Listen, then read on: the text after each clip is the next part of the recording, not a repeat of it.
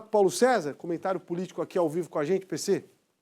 É sempre excelente ter você com a gente. Bom dia. Bom dia. Cara, excelente a história que andou em São José, hein? Muito importante, né, Polito? A gente fala aí dessa construção, implementação da beira-mar lá de Barreiros, algo que vai trazer, sem dúvida nenhuma, crescimento econômico, estrutural, de emprego. Ou seja, além de lazer, a gente tem que pensar no campo econômico também. Tem novidade que você vai destrinchar, mas queria que comentasse também nos bastidores, que tem muita gente que não pensa em política de Estado, né, PC? Tá só pensando no momento atual, briguinha política, aquela coisa bem brasileira, que a gente tem que amadurecer. Talvez esse pensamento ideológico ele deva ser ultrapassado quando acaba o período eleitoral, viu, Polito? E às vezes é exatamente aí que se encontra o conflito no quesito beira-mar de Barreiros de São José. Muitos vereadores acabaram criticando a busca de empréstimo internacional, a busca de recursos para financiar essa obra estruturante, que chega lá na casa dos 70 milhões de reais aproximadamente. O fato é que criticaram no primeiro momento e ontem eu vi muitos deles elogiando o avanço no Senado. Não pode-se ter dois pensamentos, duas falas sobre o mesmo assunto, ou é contrário ou é a favor.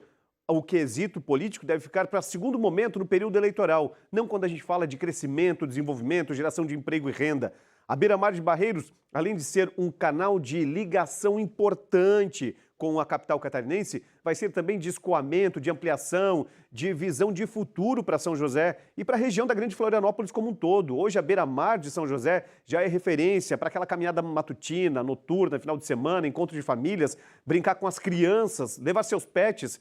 Por que lá em Barreiros não poderia ter? Por que vereadores lutam contra o desenvolvimento? Aí depois de um certo momento, quando vê que a coisa anda lá no Senado, que o Senado concorda em votar e aprovar o financiamento internacional, volta e faz um comentário contrário àquilo mesmo que tinha dito. Ou seja, parece que as falas não condizem com a realidade e lutam contra a própria cidade. Meu Deus do céu, se eu sou vereador de uma cidade, eu tenho que pensar no futuro dela, no desenvolvimento, e não jogar contra o time, independente de partido político, de prefeito, de vereador. Eu acho que a gente tem que pensar num conjunto, na população. Nós falamos de uma das maiores cidades do estado. Verdade.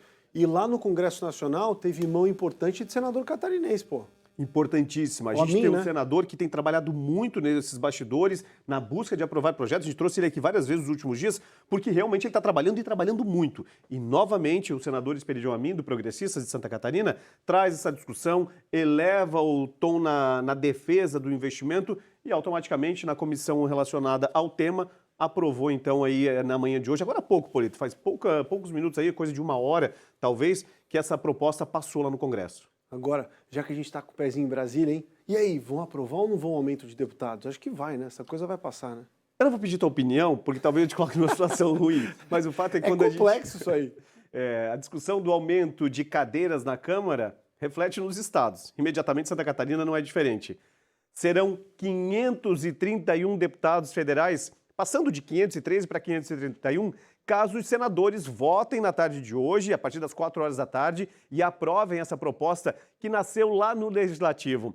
E não nasceu por necessidade, não. O fato é que o STF, o Supremo Tribunal Federal, deu um prazo até o dia 30 de junho para que os deputados federais fizessem uma redistribuição das cadeiras para aqueles estados que cresceram, mas não tinham representatividade equacionária. O que aconteceu? Os deputados de estados que poderiam perder espaço rapidamente apresentaram uma proposta, aprovaram por 270 votos favoráveis contra 207 a criação de mais 18 novas cadeiras para manter o equilíbrio e, claro, seus interesses políticos. O que acontece? Como o prazo está praticamente batendo a porta, o STF poderia redistribuir e acabar com o sonho desses deputados federais. E aí o Senado deve pautar hoje essa ampliação, elevando o gasto, que segundo eles não é gasto da máquina pública, que os recursos já estão lá reservados, mas o fato é que o orçamento de 64 milhões de reais para a Câmara Federal são recursos que poderiam ser devolvidos para o Executivo para aplicar em saúde, educação, infraestrutura, porque esses recursos podem, e já foi comprovado que dá para destinar. O fato é que não só lá no Congresso Nacional devem aumentar em 2027 18 cadeiras, como nos estados também. Santa Catarina deve ter mais 4 deputados, passando de 40 deputados estaduais para 44 em 2027.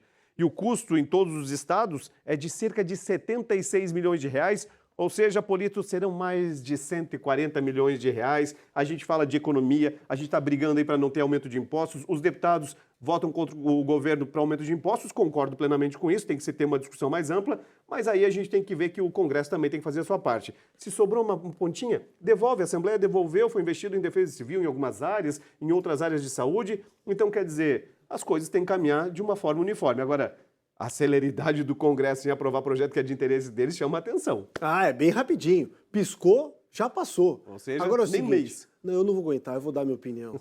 Por mim era o seguinte, cortava pela metade Câmara e Senado e recalculava por proporcionalidade da população local, tem novo cálculo do IBGE, e outros fatores. Produtividade. Produtividade poderia ser um deles, tem tantos outros, poderiam entrar em uma nova regra, mas aí tem que mexer na Constituição. Agora, aumentar é muito fácil. Quem vai pagar essa conta sou eu, você também. Mais uma vez pesando no bolso do coitado do eleitor. Brincadeira. Nós, no caso. Mas também que a gente também vota. O que importa é votar bem. Ano que vem tem oportunidade. Até a próxima, PC. Valeu.